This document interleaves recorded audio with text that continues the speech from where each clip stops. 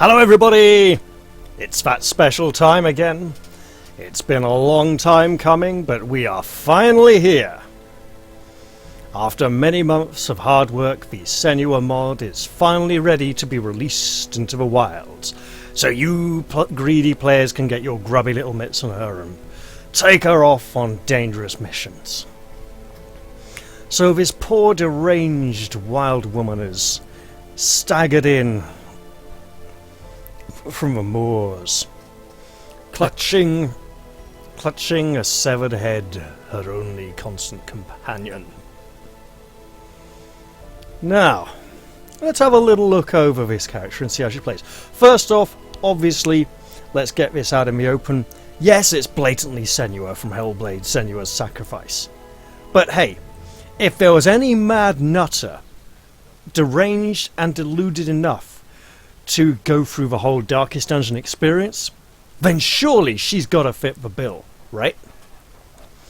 Okay, so first off, she's a little high on the damage side, a little bit on the squishy side. Not the most durable of characters, but she can survive a bit. Obviously, you want to put over party. You'll find ways of doing this. So there are core concepts of the character that are not necessarily immediately visible in tooltips. First off, her sword skills, that would be Wild Strike, Mighty Blow, and Stab, have damage that scales with stress. The more stress she has, the more damage her sword skills will deal. This is not reflected in the tooltips. Oh, it is reflected in the tooltips. I managed to get that in there. Cool. Yeah. Lovely. Yeah, plus 10% damage for every 20 stress up to 80.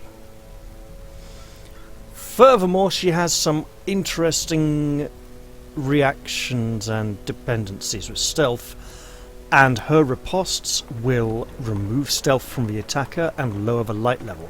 Unfortunately, there's no riposting tooltip. I could have given a wild riposting tooltip on these, and I might still do that at some point. But basically, whenever she riposts, she'll lower the light level by 3 points and remove stealth from the attacker. Now, let's look at these skills. So, we have Wild Strike. This is a light attack. It can be used from the front 3 ranks and targets the front 2 enemy positions. It's got a reasonable crit chance. Of course, this being the level 3 version of the skill. It's, look, a level 2 Senua turned up in the stagecoach. It's got all the skills already, rather than a level 0 Senua with some skills unselected. She deals extra damage to humans because she is bitter and spiteful against the humans who slew her lover. And she has a random chance of gaining riposte when using any of her sword skills. This also gives her an accuracy buff. So 70% chance of riposte on Wild Strike. Mighty Blow hits hard. It hits harder than Wild Strike. It also has a lower chance of riposte at 50%, but otherwise is relatively similar to Wild Strike. However, it can only be used from the first 2 positions. Her kick skill is interesting. It doesn't deal a lot of damage, but it will attempt to stun enemies who are guarding and to knock back enemies who are not guarding. There should be no instance when she attempts to both stun and kick back the same target. However, because the skill has to have a 0% chances to have those conditional knockback and stuns, you will see the target throw up resistance symbols for both. Stab is an advancing attack. It moves her forwards a space. It can only be used from the middle 2 ranks. It goes straight through armor, and it gives her a critical hit bonus to help her get in there and deal damage to those heavily armored targets. It also has a 70% chance of riposte. And those are the basic combat skills. Now we get to the support skills, which are also a bit freaky. FaceTime is fun! FaceTime raises the torch level slightly, because she's feeling confident and she becomes more aware of the light and feels comfortable. It inflicts horror on all other heroes. It gives her a protection buff, but it also gives the heroes with her a damage buff because the stress makes them fight harder with that strength of desperation. Essentially, her strength of madness that feeds into her sword skills, Wild Strike and Mighty Blow, and Stab, they begin to feel off on it. You know, madness is contagious. They start to feel what she's feeling. The adrenaline is pumping. Headcase is rather different to FaceTime. Whereas FaceTime bestows horror upon all her companions, Headcase transfers all the horror to her. And yes, I've checked, and it does actually work with shield bearer flashbacks when all the snakes come. And then Senua goes, "No, I'm freaking out, I can't take it," and all the horror goes to her. And the shield breaker's like, "Okay, you know what? This woman really is freaking out. She can't handle it. I don't feel quite so bad now." And then all the horror goes to Senua. Anyway, this also gives her a critical hit received buff, so that she's less likely to suffer critical hits, and it puts everyone apart from her into stealth. Because she's so blinded by her confusion and madness that she can't see where her enemies are or where they're coming from. She feels alone and lost. And again, with the idea of madness being contagious, this affects everyone else, so they can't see each other either. And then we come to the focus skill. Now, I know the leper has a skill called focus, but those of you who've played Hellbade will know that it's pretty much the best name for this skill. So, this is a limited use skill, right? You can only use it so many times a battle. It starts at limited use 1, at level 1 skill, at level 3 skill it goes up to 2 uses per battle, and at level 5 it goes up to 3 uses per battle. It will attempt to stun all enemies. It will attempt to stun all allies. It will also remove stealth from everyone who has it. And it will give her a small self-heal. Additionally, this skill does not end her turn, so she will get to use another skill afterwards. Now we go on to camping skills. Now the camping skills represent the 4 spirit guides, or guardians, who shepherd her on her path as she adventures. So first off we have Seeking Patterns, which represents Droof, the storyteller, who tells her the information she needs to know. He helps her see the patterns in stories and folklore and the way things are cyclical, the way things work and go together.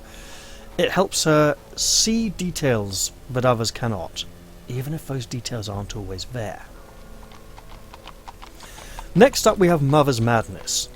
Galina, Senua's mother, supported her and made her feel calm and comfortable. She would give her advice, ways to cope with her madness, but she also was a bit of an enabler, making her believe that her madness could be a positive or a good thing when sometimes it really is not.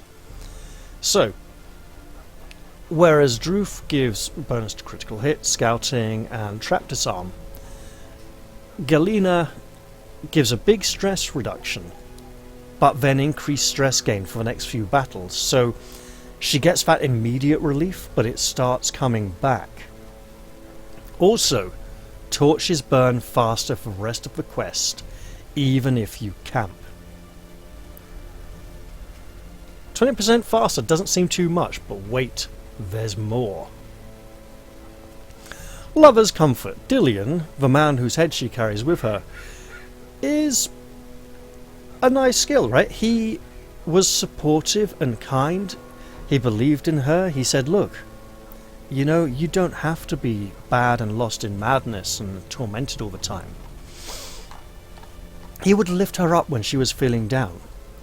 And so when she thinks of the fond memories of him, she gets an increased chance of becoming virtuous in the next few encounters.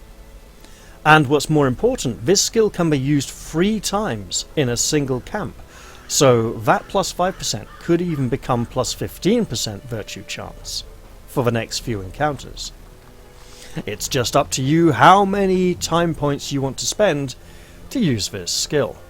And finally, the darkness. Zinbal, it was cruel and harsh. He treated Senua badly, but he thought he was doing it for her own good. And while he puts her through hell, in the end he does it with the best of intention. It's tough love, and it does make her stronger. For the massive stress gain, she will remove Death's Door debuffs from herself, and will take considerably less stress for the rest of the quest, because she's been through the worst. It can't get, it can only get better now. But torches burn significantly faster for the rest of the quest, even if you camp. And yes, 50% is quite a bit, especially if combined with that 20% from Mother's Madness for a 70% increase in torch burn rate. Well, there you have it. Let me see. She has trinkets. She has a class trinket set. She doesn't have Crimson Court trinkets or Colour of Madness trinkets yet, but I have ideas for what they should be, and they might get sorted out soon. She should be able to gain benefits from the Outsiders Bonfire District if you have the Crimson Court, and she should be available for you to get hold of now, basically. I'll put links down in the description below, but I'm pretty sure that if you use mods for Darkest Dungeon, you know the usual places where you'll be able to find her. She'll be on the Steam Workshop, she'll be on the Darkest Dungeon Nexus, possibly a little bit later, but she'll be there. Also, before I forget, she has 8 skins. That's 4 with a corrupted arm and 4 with a healthy arm that isn't corrupted at all, so you can choose if you want her looking healthy or not. Well, there we have it. I hope you all enjoy the mod. Feel free to make comments in the comments section. Click the like button if you want. Go grab the mod and play with it. And I'll see you guys all next time. Bye bye for now.